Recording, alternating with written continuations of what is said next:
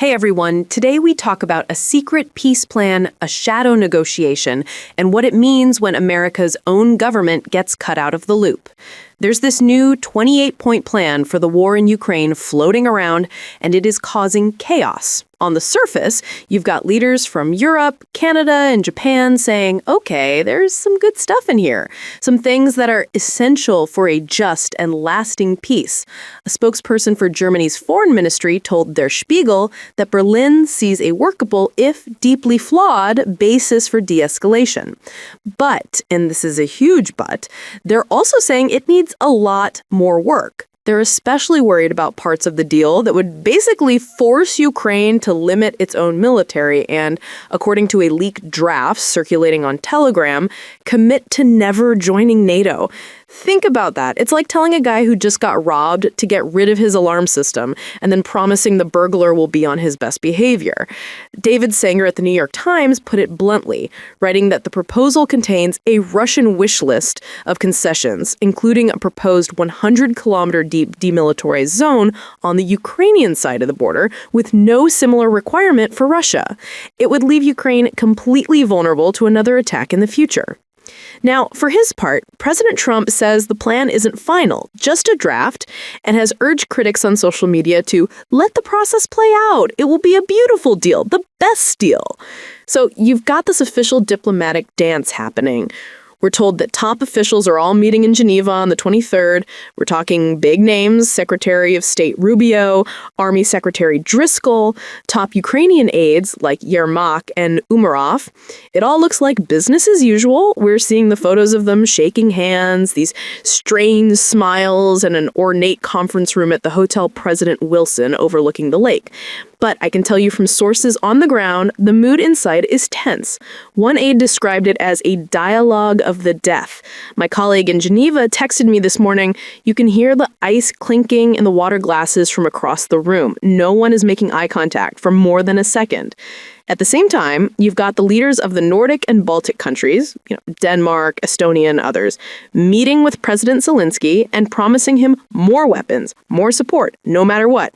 Our support for Ukraine's sovereignty is ironclad, Estonian Prime Minister Kaja Kallas declared in a fiery press conference from Kiev just yesterday, with air raid sirens audible in the distance. Politico Europe reported she looked directly at the cameras and added, peace cannot be bought with the currency of another nation's freedom. They're not buying into this new plan. But here's the real story, the part that's not happening in the press releases. This isn't just a disagreement over policy details. The real conflict, the conspiracy, if you want to call it that, is where this plan came from. Sources are saying this 28-point plan was cooked up not in a government building, but in a secret meeting at a waterfront estate on Star Island in Miami at the end of October. And who was at this meeting? Not the official diplomats. It was people like the U.S. envoy for the Middle East, Steve Woodkowski, and Trump's son-in-law, Jared Kushner, meeting with a Russian special envoy named Karel Dmitriev. This is a man who is the head of Russia's sovereign wealth fund and is so close to Putin, they've been photographed at hockey games together. He's been under U.S. sanctions since 2022, but in a move that stunned career diplomats, the administration gave him a special waiver to fly into Miami for these talks, a detail first reported by the Wall Street Journal based on furious Treasury Department leaks. Granting a sanctioned Putin crony entry to broker a deal about a war he helped finance is a betrayal of everything we stand for, Senator Tom Cotton commented on Fox News. These guys put together a plan that we're now finding out is very, very good for Russia's interests. And who wasn't invited to this little get-together in Miami? Oh, just everyone who's supposed to be in charge. The State Department had no idea. The National Security Council was in the dark. A senior NSC official speaking anonymously to CNN said they, quote, found out about the Miami meeting when the rest of the world did. We were absolutely blindsided. They even cut out Keith Kellogg, the actual U.S. Special Envoy for Ukraine. I mean, can you imagine? Kellogg is a soldier. He's loyal, but I've never known him to be this quiet. It's telling, a former NSC colleague told Axios.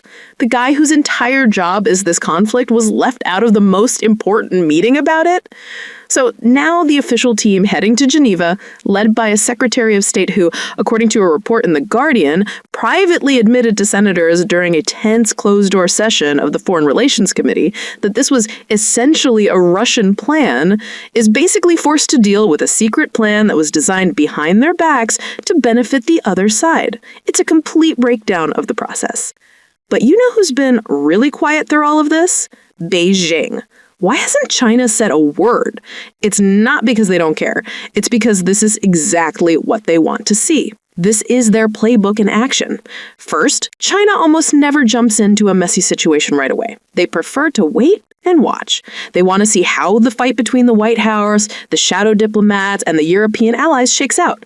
Yen Sun, a director at the Stimson Center, commented on the strategy for Bloomberg, noting that, quote, Beijing's primary goal is to assess the new balance of power before committing.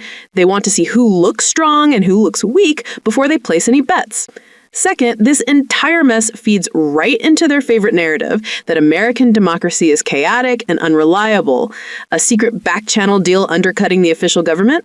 The Global Times, a Chinese state-run newspaper, has already published an editorial titled American Diplomacy in Disarray, calling the situation a self-inflicted wound. A prominent commentator on state broadcaster CCTV noted last night that the West lectures others on process and rule of law, but their own house is one of chaos and backroom deals. It's the perfect example for them to point to and say, see, you can't trust these guys. They can't even agree with themselves. Why would they say anything when their main rival is making themselves look so bad on the world stage? And finally, staying silent allows them to maintain their official policy of non-interference. It lets them play the part of the neutral, responsible power. They can sit back, watch the chaos, and then, when everyone is exhausted, they can potentially step in and offer to mediate, but on their own terms. So as we watch this drama unfold, remember it's about more than just one peace plan. We're seeing a fundamental conflict over who actually runs American foreign policy. Is it the officials in government buildings, or is it a handful of people in a private meeting in Miami? Our allies are spooked, Ukraine's entire existence is hanging on the balance, and China is sitting back, watching it all, and probably smiling.